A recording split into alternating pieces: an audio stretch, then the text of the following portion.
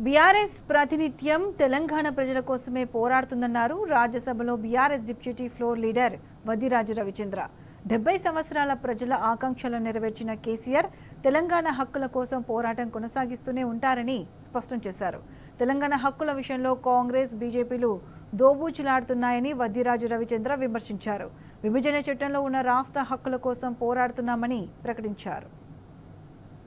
కేంద్ర ప్రభుత్వం చేస్తున్న ఏదైతే మోసాన్ని కావచ్చు, తెలంగాణ రాష్ట్రానికి రావాల్సిన వాటాల విషయంలో చేస్తున్న నిర్లక్ష్యానికి కాంగ్రెస్ ప్రభుత్వం అంత అయిపోయినాక ఇవాళ మేల్కొంది. అందులో భాగంగానే ఇవాళ ఆల్ పార్టీ ఎంపీల మీటింగ్ అని చెప్పేసి ఆడావిడి చేసింది. దీనికి సంబంధించి మనతో మాట్లాడడానికి BRS Rajya Sabha deputy floor leader Vaddiraju Ravichandra గారు. సార్ చెప్పండి, ఇవాళ కాంగ్రెస్ పార్టీ బడ్జెట్ సమావేశాలు అయిపోయి దాదాపు నెల అవుతుంది. ఇవాళ సమావేశాలు ఏర్పాటు చేసి హంగామా చేసిన విషయాన్ని ఏ విధంగా చూడవచ్చు? ఇప్పుడు ఒకటి, అధికారంలోకి రావడానికి 432 హామీలు ఇచ్చారు. ఏ హామీలు సక్రమంగా నిర్వర్తించారని చెప్పేసి మీకు కోఆపరేట్ చేయడానికి కానీ, మీరు పిలిచినగానే ఎంపీలు కోఆపరేట్ చేయడానికి కానీ ఎలా ముందుకు వస్తారు? ఒకటి ఆలోచించాలి. ఇవన్నీ మీరు చెప్పే ముందు ప్రజలకి తెలియక కాదు, మిగతా పార్టీలను కూడా అఖిలపక్షాన్ని కూడా ఏదో మభ్యపెట్టాలనో లేదంటే బ్లాక్ ఏదో ఇబ్బంది పెట్టాలనో ఆలోచన మీదిగా తప్ప మనస్ఫూర్తిగా మీరు కలిసి పోవాలనో అఖిలపక్షంతో ఖచ్చితంగా కలిసి ఉండాలనో అందరి సలహాలు తీసుకోవాలనో మీ ఆలోచనలు లేవు, అసలు లేవు. ఈ రాష్ట్రంలో ఉన్న ప్రజలు ఏమీ తెలివి తక్కువలు కాదు, అమాయకులు కాదు. మీరు కలిసి ప్రయాణం చేసుకుంటూ మళ్ళీ మాకేం సపోర్ట్ చేస్తలేరు, వాళ్ళు ఏం సపోర్ట్ చేస్తలేరు, మనం అంతా కలిసిపోదాం, మాట్లాడదాం, మాకు రావాల్సినవన్నీ పోరాడదాం అంటే తెలంగాణ రాష్ట్ర సాధన కోసమే పుట్టి 70 ఏళ్ళ ఆకాంక్షను తీర్చి తెలంగాణ రాష్ట్రాన్ని సాధించినటువంటి కేసీఆర్ గారు ఈ తెలంగాణకి ఏం కావాలో ఆయనకు తెలుసు.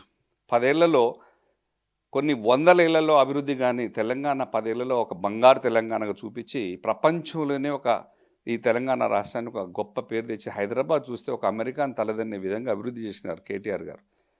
వాళ్ళకు తెలుసు ఖచ్చితంగా బీఆర్ఎస్ పార్టీ ఈ 10 ఏళ్లలో పార్లమెంట్లో గలం విప్పి ఖచ్చితంగా కొట్లాడింది.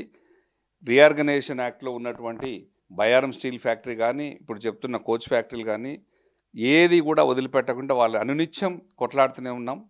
నేనైతే ఖచ్చితంగా ఒక మొదటి వీక్ నాడే కొట్లాడిన సస్పెన్షన్ కూడా గురి కావడం జరిగింది. బయ్యారం కోచ్ ఫ్యాక్టరీ కోసం 160 ఎకరాలు దాదాపు ల్యాండ్ సేకరణ చేసి కూడా వాళ్ళకి ఇవ్వడం జరిగింది. మేము ఎక్కడ కొట్లాడడం లేదు, మేము ఖచ్చితంగా కొట్లాడకుండా ఉన్నది మీరు, అడ్జస్ట్ అయింది మీరు కలిసిమెలిసి ప్రయాణం చేస్తున్నది మీరు, అపాయింట్మెంట్లు తీసుకుంటున్నది మీరు, కలిసి ప్రయాణం చేస్తున్నది మీరు. దాన్ని మీడియా సాక్షిగా చూడండి. మేము ఎక్కడ కూడా రాజీ పడలేదు, ఖచ్చితంగా కూడా మా ఫైటింగ్ జరుగుతూనే ఉన్నది. మేము అన్నీ అడిగాము. గిరిజనుల కోసం సమ్మక్క సారక్కల యూనివర్సిటీ అడిగాం, సమ్మక్క సారక్క జాతర దాన్ని జాతీయ హోదాగా చూడమని అడిగాం, డిక్లేర్ చేయమని అడిగాం, పాలమూరు రంగారెడ్డికి జాతీయ హోదా ఇవ్వండి అని అడిగాం, నిధులు ఇవ్వమని అడిగాం. మేము కొట్లాడేటప్పుడు మీరు కలిసి రారు, మీరేమో ఇప్పుడు పిలవగానే ఎగేసుకుంటూ మమ్మల్ని రమ్మనడం కరెక్ట్ కాదు. మీరు చేసేదే తప్పు. మీరు కొట్లాడండి, మీరు అధికారంలో కొట్లాడండి.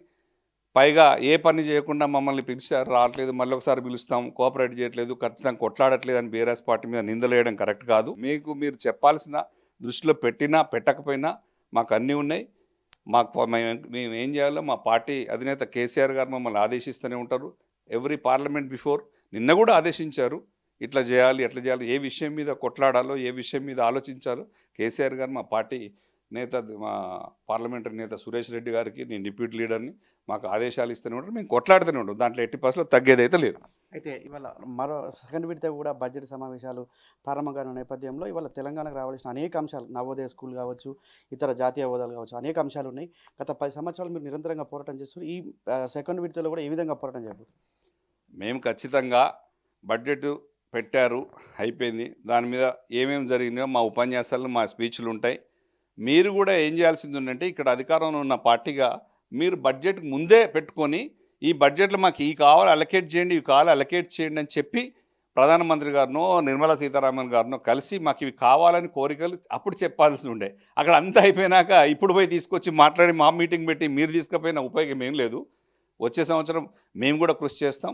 మా తెలంగాణ రాష్ట్రానికి కావాల్సిన దాంట్లో ఖచ్చితంగా ఏం కావాలో కొట్లాడతాం. మా వంతు పాత్ర మేము పోషిస్తాం.